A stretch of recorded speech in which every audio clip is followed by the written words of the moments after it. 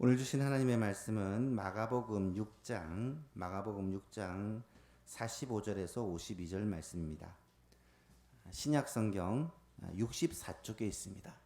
마가복음 6장 45절에서 52절 말씀까지 한 절씩 교독합니다. 제가 한 절 읽고 여러분 한 절 읽고 교독을 하겠습니다. 신약 성경 64쪽에 있습니다. 예수께서 즉시 제자들을 재촉하사 자기가 무리를 보내는 동안에 배 타고 앞서 건너편 벳세다로 가게 하시고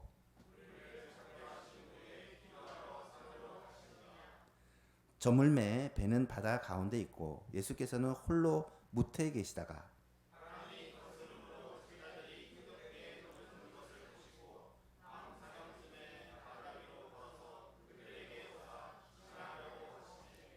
제자들이 그가 바다 위로 걸어오심을 보고 유령인가 하여 소리 지르니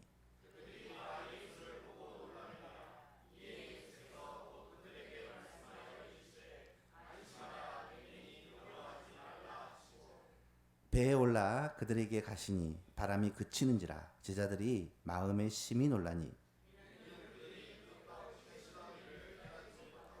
도리어 그 마음이 둔하여졌음이러라. 아멘. 오늘은 우리 절제구역에서 하나님께 찬양으로 영광 돌리겠습니다.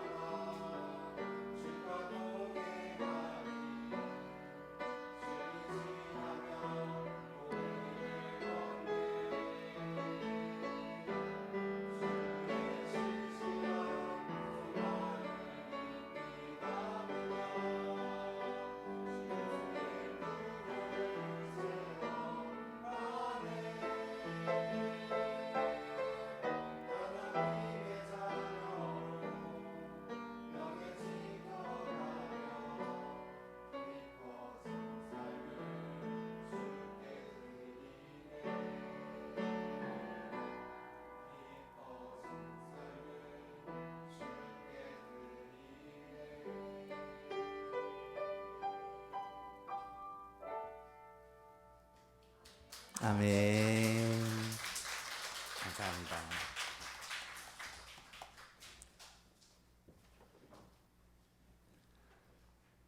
최근에 큰 이슈가 되었던 한 사건이 있습니다. 아마 여러분도 뉴스를 통해 보았겠지만 대서양 바다에 가라앉아 있는 이 타이타닉호를 잠수정을 통해 관광하는 상품이 있어서 타이타닉호를 보기 위해 심해에 들어갔던 잠수정이 파손이 되면서 잠수정에 타고 있는 사람이 전원 생명을 잃는 안타까운 사고가 있었습니다. 엊그제 잠수정의 잔해와 유해가 발견되면서 사건이 일단락된 것 같습니다. 그 뉴스를 보면서 저는 그런 생각이 들었습니다. 100년도 넘게 전에 바다에 가라앉았던 이 타이타닉호가 왜 지금까지도 사람들에게 관심의 대상이 되고 또 영화로도 만들어지고 심지어 1인당 3억 이상의 엄청난 돈을 들여서 이 타이타닉호를 관람하는 관광 상품까지 생긴 것일까? 그것은 아마도 이 타이타닉호가 주는 상징적인 의미가 매우 크기 때문일 것입니다. 타이타닉호 사건은 당시 사람들에게 굉장히 큰 충격을 준 사건입니다. 타이타닉이 어떤 배입니까? 길이가 268m, 넓이가 28m, 높이가 30m, 무게가 46,000톤으로 지금 본다면 그렇게 엄청나게 큰 배라고는 말할 수 없지만 당시는 정말 최고의 기술로 완벽하게 설계하고 결코 가라앉지 않는 배, 바다 위의 도시라고 불렸던 배가 타이타닉입니다. 산업혁명 이후 발전된 인간의 기술이 완전히 집약된 인간의 기술의 위대함을 상징적으로 보여주는 그 상징이 바로 타이타닉호라는 것입니다. 그런데 이 배가 1912년 첫 번째 항해를 하던 중에 무려 1,500여 명의 사람들과 함께 바닷속으로 가라앉고 말았습니다. 배 전체가 7칸으로 구별되어 있고 각 칸이 완벽하게 방수가 되어 있어서 혹시 암초에 부딪힌다거나 빙산에 부딪혀도 배 전체가 가라앉는 일은 없다라고 자신 있게 얘기를 했지만 실제로 빙산과 부딪혔을 때 어떤 일이 벌어집니까? 배가 쇠로 만든 배가 종이 조각처럼 찢어졌고 속절없이 바닷속으로 침몰하고 말았습니다. 그런데 여러분, 성경에 나타나는 또 하나의 배가 있습니다. 창세기 7장에 보면 노아가 만든 방주가 나타납니다. 노아의 방주는 아마 예수 믿지 않는 사람도 교회 다니지 않는 사람도 다 들어보셨을 거예요. 어떤 배입니까? 길이가 약 145m, 넓이가 23m, 높이가 14m 정도가 되는 굉장히 큰 배입니다. 당시로서는. 길이는 타이타닉호의 약 한 절반 정도, 부피는 8분의 1 정도 되는 타이타닉호와 비교해서는 사실 상대도 안 되는 작은 배죠. 그것도 그 배를 만든 사람이 전문가가 아니라 노아와 그 아들들입니다. 게다가 잣나무를 가지고 만들고 나무 사이에 역청을 발라 배 안팎에 칠하는 정도의 가장 기초적인 작업을 한 그런 배입니다. 굉장히 튼튼한 배도 아니고 방수 칸막이가 되는 그런 배도 아닙니다. 그런데 이 노아의 방주가 노아의 홍수 때 폭풍우 속에 거의 1년 동안 떠다녔지만 침몰되지 않았습니다. 이 배에는 엔진도 없고 이 배에는 운전하는 키도 없습니다. 그냥 바람 부는 대로 물결 치는 대로 떠다니는 나무 상자와 같은 배입니다. 그런데 그 노아의 방주가 결코 침몰하지 않았다는 것입니다. 어떻게 설명할 수 있습니까? 이유는 한 가지입니다. 그 배를 하나님께서 친히 운전하셨기 때문입니다. 우리의 인생을 배에 비유한다면 세상에서 가장 안전한 배는 하나님이 함께 하시는 배입니다. 가장 안전한 인생은 하나님께서 운행하시는 인생이라는 말입니다. 가장 행복한 인생은 어떤 인생입니까? 하나님께서 우리와 함께 하시는 인생이 가장 행복합니다. 주님이 우리의 인생의 주인이 되셔서 우리 인생의 배를 친히 운전해 주신다면 그거보다 안전하고 그거보다 복되고 그거보다 행복한 인생은 없다라는 말입니다. 비록 풍랑 가운데 떠다니는 우리 인생이라 할지라도 주님이 우리와 함께 하시면 가장 안전하고 행복하다라는 것을 단적으로 보여준 사건입니다. 이것을 모르는 사람들이 많기 때문에 세상을 너무나 힘들게 삽니다. 바람만 좀 불어도 파도만 좀 일어도 죽겠다고 난리를 합니다. 왜 그럴까요? 내 인생의 배를 내가 책임져야 하기 때문에, 내가 내 인생의 배를 운전해야 되기 때문에 그렇습니다. 오늘 본문을 한번 보십시오. 오늘 본문에 바로 직전에 일어난 사건이 어떤 사건이냐면 오병이어의 기적입니다. 아마 오병이어의 기적을 안 들어보신 분은 없을 거예요.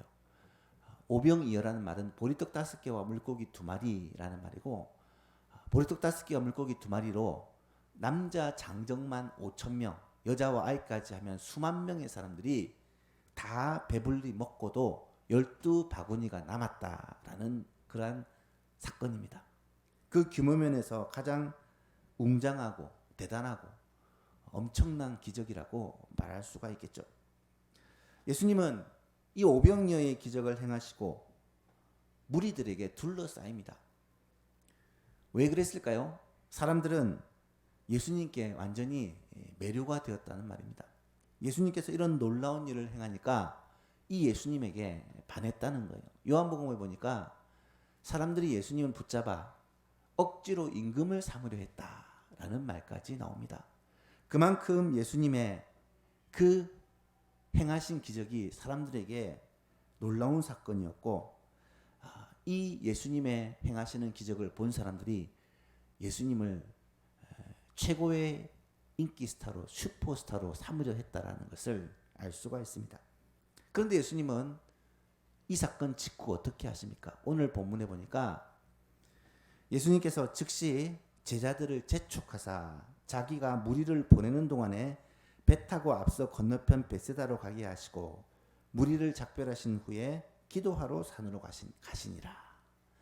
사람들이 그렇게 예수님을 둘러싸였을 때 제자들에게 먼저 배 타고 이 갈릴리 바다 건너편으로 가라, 벳세다 들판으로 가라 라고 명하고, 예수님은 무리들을 설득해서 다 돌려보내신 후에 혼자 기도하러 산으로 올라가십니다. 예수님은 오병이어의 기적을 행하신 후 많은 생각에 사로잡혔을 것입니다. 본래 누구나 사람들에게 주목을 받고 사람들이 자신을 바라보고 인기가 높아지면 마음이 들뜨게 되어 있습니다. 그런데 예수님은 마음이 들뜬 게 아니라 그 마음을 어떻게 다스리고 계십니까? 제자들을 먼저 떠나보낸 후에 제자들이 얼마나 흥분되고 들떠 있겠습니까? 그들을 먼저 배를 타고 떠나보낸 후에 무리들을 설득하여 다 돌려보내고 예수님은 하나님께 기도하기 위해 홀로 산으로 올라가신 거예요. 왜 그랬겠습니까? 들뜨지 않고 흥분하지 않고 하나님께 집중하고 다시금 하나님께서 예수님에게 맡긴 사명을 예수님은 붙잡기 위해서 예수님과 하나님과 아버지 하나님과 교제와 대화를 위해 기도하러 가신 거예요. 예수님은 항상 이렇게 일하셨던 것 같아요. 그런데 예수님이 주님과 아버지와 교제하는 동안 제자들에게 어떤 일이 벌어집니까?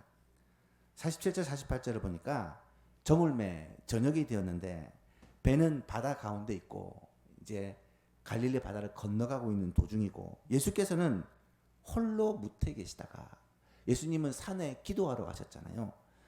그런데 바람이 거슬림으로 제자들이 힘겹게 노젓는 것을 보시고 날이 저물고 밤이 되었습니다. 갑자기 잔잔하던 이 갈릴리 바다에 바람이 불기 시작하고 풍랑이 일기 시작합니다. 지금 배를 타고 건너편으로 건너가서 바다 한가운데 있는 갈릴리는 호수지만 그 호수가 너무 커서 바다라고 부릅니다. 이 바다 한가운데 있는 제자들은 바람과 파도 때문에 너무너무 고생을 하고 힘겹게 노를 젓고 있습니다.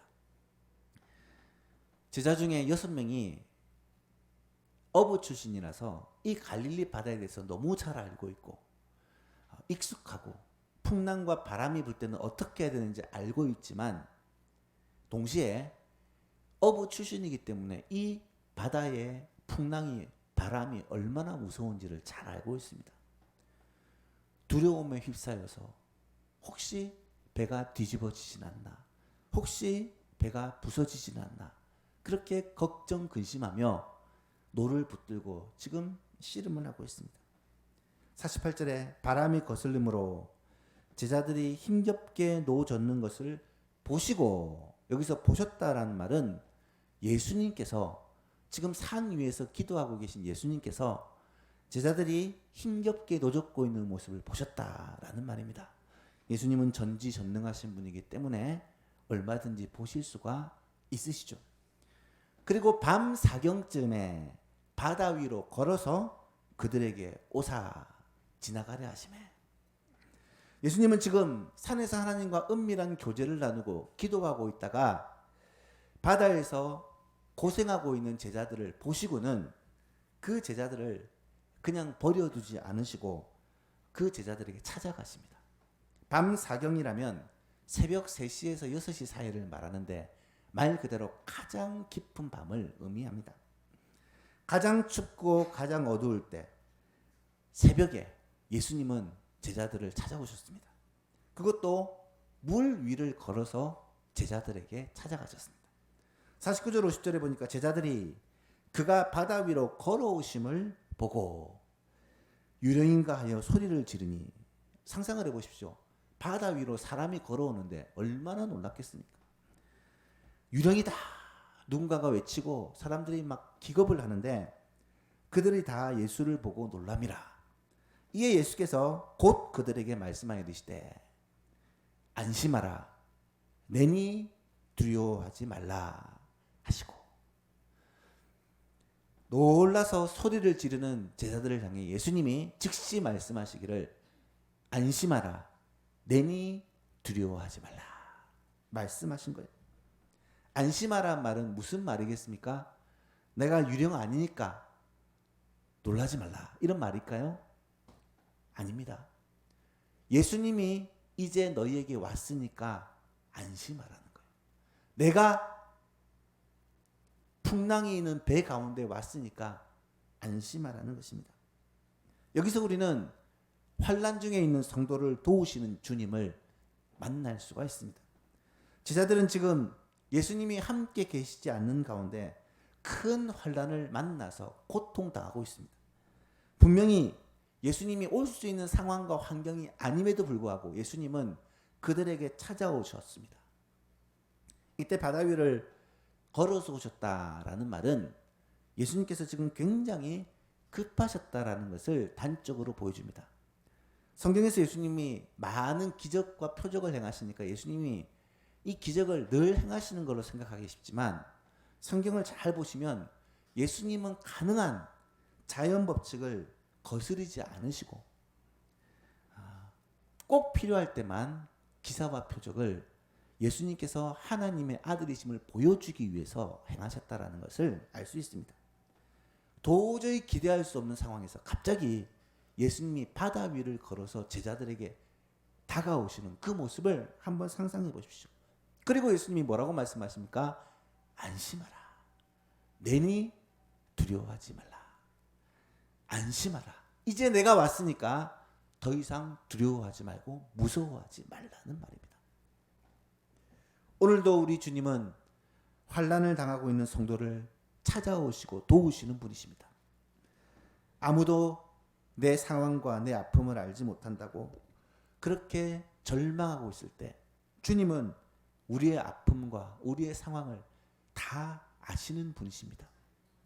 우리가 이 세상이라는 결코 쉽지 않은 생존 경제 속에서 정말 힘겹게 노를 젓고 있는 모습을 우리 주님은 다 보고 계십니다. 우리의 고독과 절망과 아픔과 눈물과 좌절을 우리 주님은 다 알고 계십니다. 그리고 우리를 버려두시지 않으시고 친히 찾아오시는 분이십니다. 뿐만 아니라 우리 주님은 우리가 기대하지 못할 때, 도저히 상상하지도 못할 때, 기대하지 못하는 방법으로 우리에게 찾아오십니다.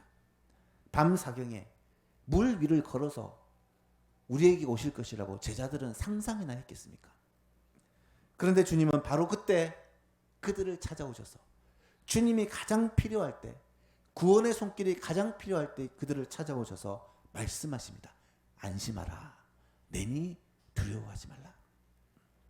혹시 가운데 지금 우리의 삶이 밤 사경에 정말 사경을 헤매고 있는 그런 분이 계십니까? 우리 주님은 여러분의 그 고통과 절규를 결코 모르시는 분이 아니십니다. 우리 주님은 다 아십니다. 나보다 나를 더 잘 아시는 분이 바로 우리 주님이십니다. 주님은 우리의 머리털 숱까지도 다 세고 계신다고 말씀합니다. 우리의 심장과 폐부를 살피시는 분이라고 말씀하십니다. 우리의 마음속 생각까지 다 아시는 분이라고 말씀하십니다.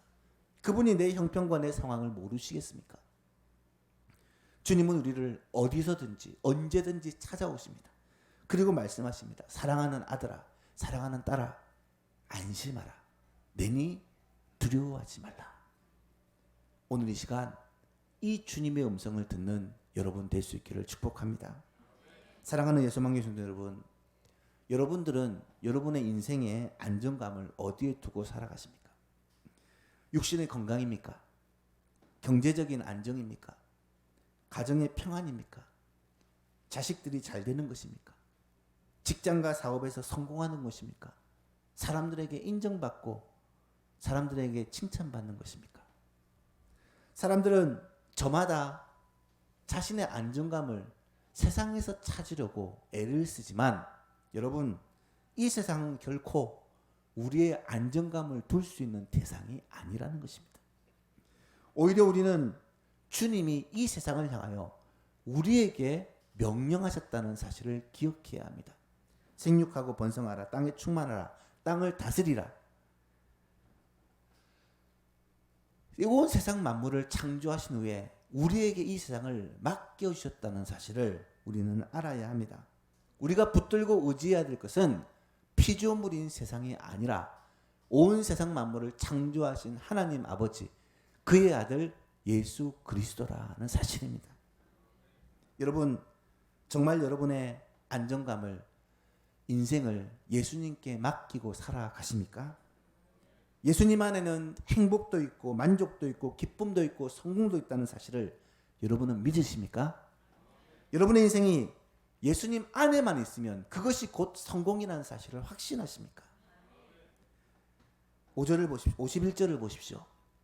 예수님께서 배에 오르시니까 어떤 일이 벌어집니까? 배에 올라 그들에게 가시니 바람이 그치는지라. 말씀드렸죠. 우리의 인생을 배에다 비유한다면 가장 안전하고 가장 행복한 인생이 어떤 인생이라고요? 예수님이 함께 하시는 인생. 예수님이 우리와 함께 하시는 인생이 최고로 안전하고 최고로 복된 인생, 최고로 행복한 인생입니다. 여러분, 하나님이 우리와 함께 하신다. 예수님이 우리와 함께 하신다. 이것이 성경에서 말씀하신 임마누엘, 예수님이 이 땅에 오신 목적과 이유입니다. 우리와 함께 하시기 위해 예수님은 이 땅에 오셨고 이것을 제자들을 통해 직접 보여주셨고 이제는 죽으시고 부활하신 후에 하늘로 올리신 후에 성령으로 말미암아 오늘 우리들에게도 오셔서 우리와 함께 하신다. 임마누엘 하신다는 사실을 꼭 기억할 수 있기를 바랍니다. 예수님께서 우리의 삶의 주인이 되시면 우리의 인생은 안전하고 행복합니다. 예수님께서 우리의 삶의 운전대를 붙잡아 주시면 풍랑 가운데서도 결코 자초하지 않고 안전할 수가 있습니다. 예수님은 우리의 삶의 인도자가 되어 주십니다. 예수님이 우리의 삶의 인도자라는 말은 무엇을 위해 살지, 어떻게 살지, 어떤 방향으로 나가야 될지 예수님은 우리에게 보여주시고 가르쳐 주십니다. 가이드가 되시는 거예요. 그래서 예수 믿는 사람은, 제대로 예수님을 믿는 사람은 이 세상 가운데서도 바르게 삽니다. 탁월하게 삽니다. 예수님은 또한 우리의 삶의 보호자가 되어주십니다. 인생을 살다 보면 필연적으로 수많은 위기들을 만납니다. 오죽했으면 우리의 인생을 풍랑이의 배에다 비유를 하셨겠어요. 우리의 삶은 이런 풍랑을 만날 때가 종종 있다라는 말입니다. 걱정하고 근심하고 두려워합니다. 우리의 힘으로 어떻게 할 수 없어서 발만 동동 구를 때가 많습니다. 그럴 때 우리의 보호자가 되신 예수님께서는 말씀하십니다. 안심하라. 내니 두려워하지 말라. 그리고 우리의 인생에 친히 찾아오셔서 이 풍랑과 바람을 잔잔하게 해주신다는 사실입니다. 사랑하는 예수만교회 성도 여러분, 그리고 오늘 우리 성도님의 초청을 받아서 이 자리에 오신 가족 여러분, 여러분의 남은 인생은 어디에 안정감을 두고 누구를 의지하고 무엇을 붙들고 사시렵니까? 우리 인생을 우리의 참된 보호자요, 참된 인도자이신 예수님께 맡기고 살아가지 않으시렵니까? 우리의 인생의 운전대를 최고의 운전자가 되신 예수님께 맡기고 그렇게 살아가 보시지 않으시겠습니까? 말씀을 맺습니다. 예수님을 모신 배는 이 세상에서 가장 안전한 배입니다. 타이타닉처럼 가장 튼튼하게 최고의 기술로 만든 배가 안전한 배가 아니라 예수님이 함께 하시는 인생이 가장 안전하고 행복한 인생이라는 것입니다. 예수님께 안정감을 두시기를 바랍니다. 예수님께 인생에 소망을 두시기 바랍니다. 특히 이 자리에 초청을 받고 오신 귀학 가족, 친지, 이웃 여러분, 예수님을 여러분의 인생의 주인으로 모시고 예수님을 여러분의 인생의 운전자로 모시고 예수님께 우리의 인생을 맡기고 살아가는 복된 여러분 될 수 있기를 간절히 바랍니다. 그러면 분명 이 땅을 살아가는 동안에도 예수님의 인도하심과 보호하심 가운데 행복한 인생을 살아갈 수가 있으며, 이 땅을 떠나는 날 모든 사람들이 떠나죠. 그날 예수님께서 우리를 위해 예비해 놓으신 가장 아름다운 나라, 영원한 나라 천국에서 주님과 함께 영생을 누리게 될 것입니다. 사도행전 16장 31절은 말씀합니다. 가로되 주 예수를 믿으라. 그리하면 너와 내 집이 구원을 얻으리라. 예수를 믿는 것 외에는 구원을 받을 수 있는 길이 없습니다. 요한복음 3장 16절에는 말합니다. 하나님이 세상을 이처럼 사랑하사 독생자 예수 그리스도를 보내어 주셨는데 그 예수님을 믿는 자는 멸망하지 않고 영생을 얻게 된다고, 영원히 살게 된다고 약속하고 계십니다. 사랑하는 여러분, 이 예수님을 믿음으로 말미암아 구원을 받고 이 예수님을 믿음으로 말미암아 영생을 누리지 않으시겠습니까? 우리의 인생의 배를 완벽하게 보호하시고 인도하시고 운전해 주실 그 예수님께 우리의 인생을 맡길 수 있는 지혜로운 여러분 될 수 있기를 주님의 이름으로 축복합니다.